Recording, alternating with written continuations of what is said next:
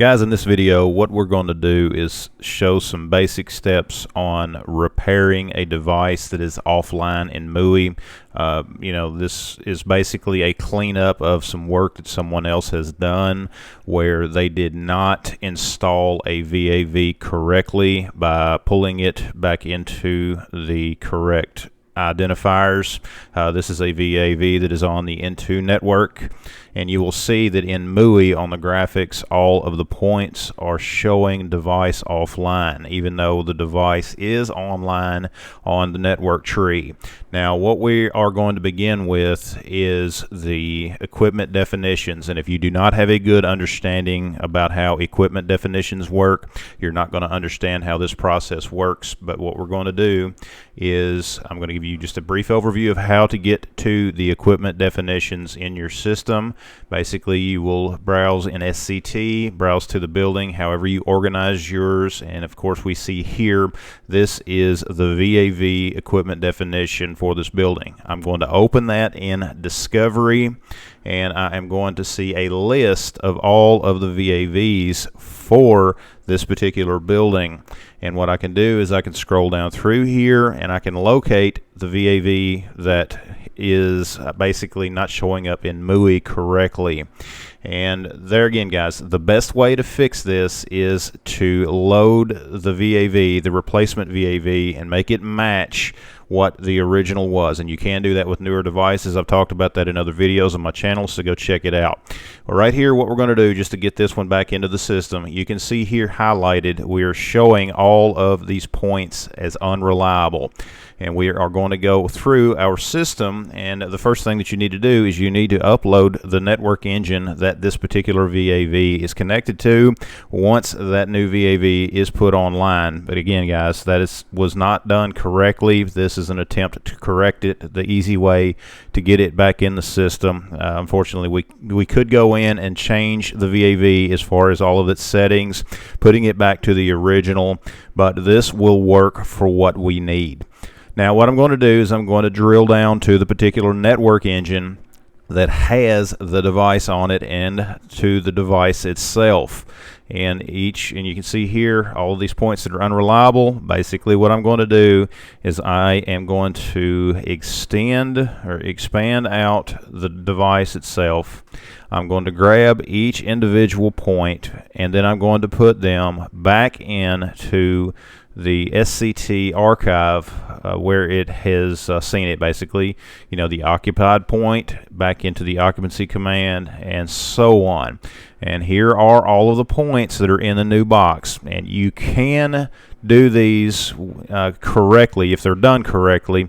Many of these points are going to pull back into your system, and that's why I say we're fixing a mess, a leftover mess from someone else. And of course, anything that I'm not going to use, I'm going to clear it out, as you see in there. These individual points here, just grabbing the individual points, and I'm just dragging them and dropping them back into where they go. There again, if you do not put these in the correct order, it's not going to appear properly in your screen. As I'd mentioned earlier, you've got to understand how equipment definitions and equipment objects work to really understand how MUI works. Go check those videos out on my channel. I've got an entire playlist. Again, we're going to grab another point. We're going to drag it over and put it into the location of where it needs to be for this particular VAV. And we're just going to continue to do that. But while we're doing that, one thing that I would ask you guys, I would appreciate it if you would subscribe to my channel, like and share the video. It really helps this channel grow. As well as consider becoming a channel member and checking out the affiliate links down below this video as well. It kind of helps to support what we do here. I give this knowledge out for free for you guys, and I know a lot of you guys out there find it useful. And by the way, guys, feel free to leave me any comments down below in the comment section of the video. I use that to kind of help guide the type of content that I do here. So what we're going to do after we get all of these pulled over, as you can see what I'm doing here, we basically will go in, we will do a synchronization on the system, okay? And I highly recommend that you keep multiple backups of your system, multiple SCT backups. That way, if you mess up doing this in the database, you can go back to something that was running previously. Okay, you don't want to put yourself in a bad situation to where you have to go in and try to figure out exactly what caused something to crash, because SCT, if you're not careful, you can do that, just depending on what you do in your system.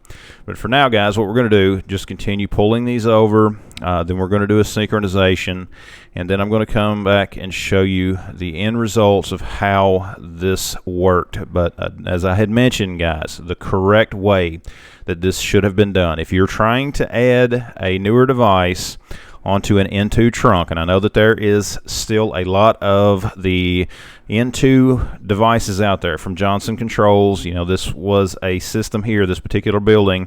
It has a lot of the old 1420 VMA controllers. That's what the majority of these are. Those that have failed, we have replaced with the new CVM 3050s. And they will work on an N2 trunk.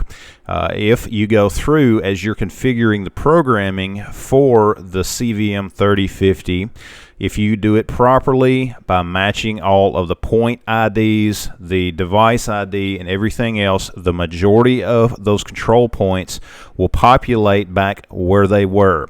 It will not work for all points depending on the age of that particular device, particular firmware that the original device was written in, but it will get you most of your points back online. Okay, that is something, again, I have talked about in other videos. Go over and check those out on my channel.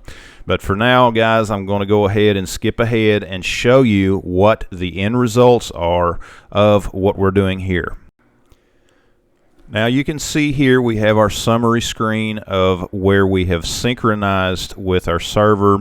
There have been instances where I have had to do downloads to make this work, but looking at our floor graphic, we can already see that we are seeing the temperature back in the system. That's because once we got that equipment definition corrected, it's going to put everything back in place for us. Now when I click into the graphic itself, you will notice that the majority of our points are there. We still have a couple of points that are showing unreliable, and the reason for this, as I had mentioned earlier, not all of the points, even when you set up your PRN file and things like that, the instance IDs, not all of those are going to come over correctly, even if you do configure it correctly as you should. Again, this is basically fixing someone else's mistake. But what we see here is that the majority of the points are back within MUI. But there are a couple that are not showing properly, and that is because of the age of these devices, the firmware version, and things like that, which were in there. And you can see here, I'm going to jump over into the network, and you will, by doing just there again, clicking on that point and then just going up to the blue link, and it will give me the information that I need. You can see here all of the information for that particular point is what it should be, where it should be, and all of that. But the only thing that we have left to do is basically go in and fix these individual points, get them corrected within the system, and then they will populate as well. And this is something that actually we've already done. You know, I'm just showing you guys what we did. But anyways, guys, I hope you liked the video. I hope it's helpful to you. I would appreciate it if you would like and share the video, subscribe to my channel, leave me a comment down below. If you have any questions, leave those down below. Guys, as always, thanks for watching.